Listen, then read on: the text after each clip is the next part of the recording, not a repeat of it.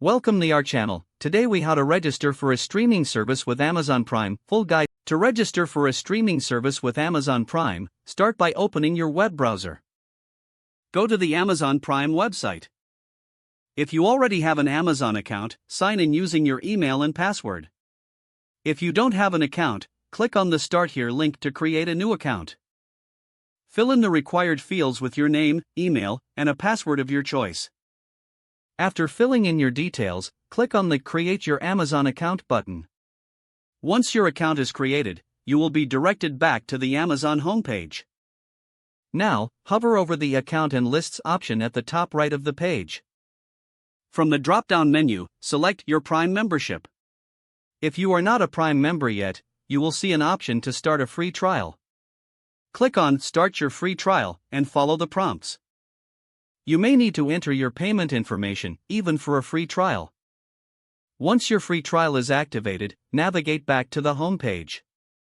In the search bar, type the name of the streaming service you want to register for.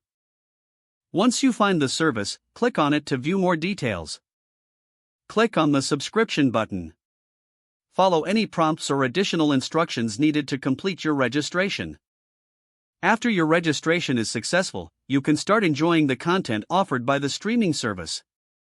Remember to manage your subscription settings through your Amazon account if needed. If the page does not load, refresh the browser or try again in a private or incognito window. Make sure you are using the correct email address, then retype it carefully to avoid small typos. If your password is not accepted, use the reset option and create a new strong password you can remember.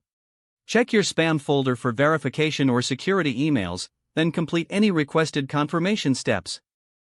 Enable two-factor authentication if available to improve account security and reduce unauthorized access risk.